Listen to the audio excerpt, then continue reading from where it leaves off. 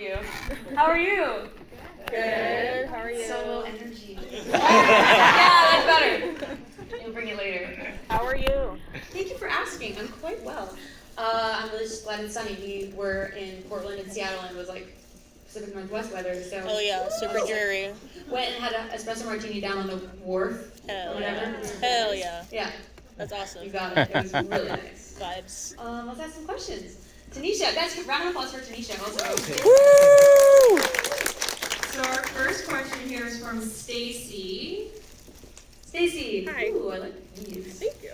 Will you be working Very on a cute. follow-up comic for Skin and Earth? Ooh. That was my This is question. my greatest transgression, but I got really depressed in the pandemic and probably should have finished it, but instead worked on my mental health. But Woo! Yeah.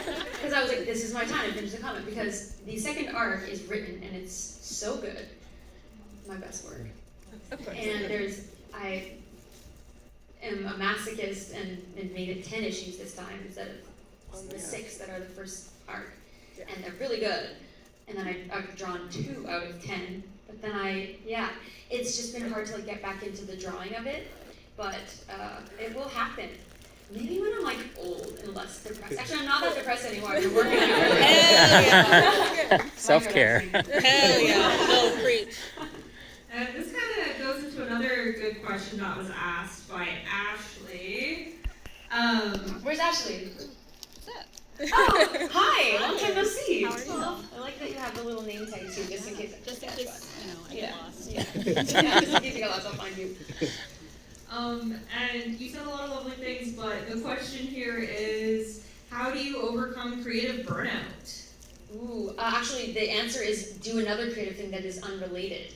That's been my hack over the years, where if music was my only thing for a while, and I would just get so burnt out on it, so then I was working on maybe some other aspects of creativity, whether that's production or starting a side project or the comic or tattooing or just little other endeavors that take all of your mind and heart, and then when you go back to the previous thing, you're like reinvigorated on it.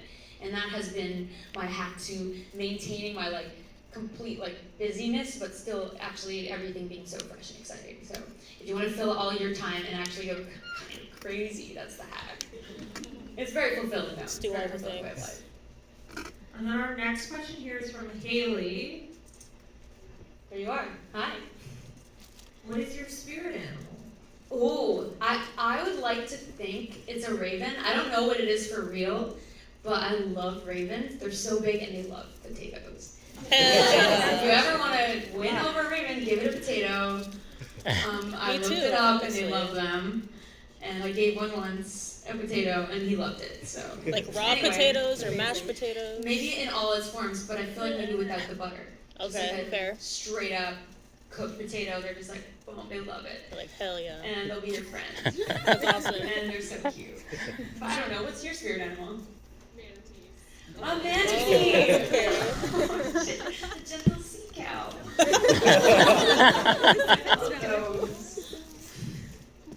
Potatoes are great. Broil them, mash them, stick them in a stew. And then our next question here, we have 2 more. This one's from Cody. Cody. Hi, Cody. Hi. Do palm trees have a special symbolism to you? This is such a good question. Unrelated to the song, I absolutely love palms. I actually was raised in the Philippines where palm trees are part of the natural vegetation, and I just think I find so much peace hearing palm trees and listening to them, and it always gives me good feelings. And that is actually the only kind of plant I can keep alive at home. Is palms. I kill everything else. They're pretty hardy if you get a windmill palm. The majesty palms are not so easy to keep alive.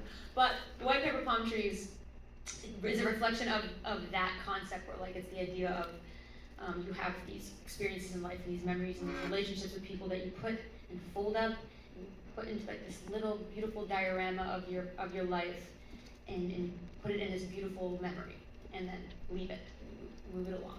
And I thought a white paper palm tree would really represent the origami of like these things that make us feel good, and you put them away, and then you hope that they never unravel and come back because it's different years later. But the way we remember them, it's like a little fantasy, and that's how we keep them.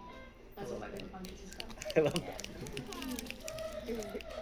Our last one here is from Sierra. Sierra. how does your, sorry, I need a second here. Don't worry, I feel you. I don't want to butcher this.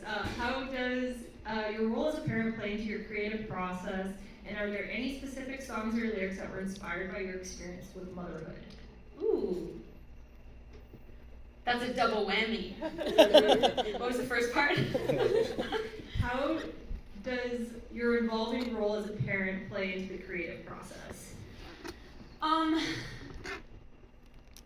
You know, I don't think, I think it just opens your mind and allows you to like think outside of your own like narcissism, honestly, and be able to factor in a greater scope. Maybe that's what I've gotten out of parenting when it comes to like creativity, and have a better perspective on things. And you need perspective to be a writer. You need perspective to be able to take an experience and turn it into something that other people can connect with. So that in that way, it's helped me a lot.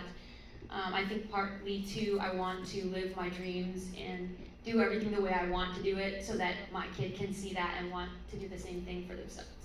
And the best thing I think you can do as a parent is just live your dreams, and then ask permission for the next generation to do the same thing. So it's affected me in that way, where I'm extra motivated to like do music and get out here and just like do everything that I've always wanted to, because that makes Rocket proud. It's really nice to see. She's a big fan, so she wears the merch. Hell yeah. And then the second part of that question was, are there any specific songs or lyrics that were experienced inspired by your experience with motherhood? I like the combination of words that were happening there. I think it's all factors in. You're amazing. Yeah, I mean, there was a bunch on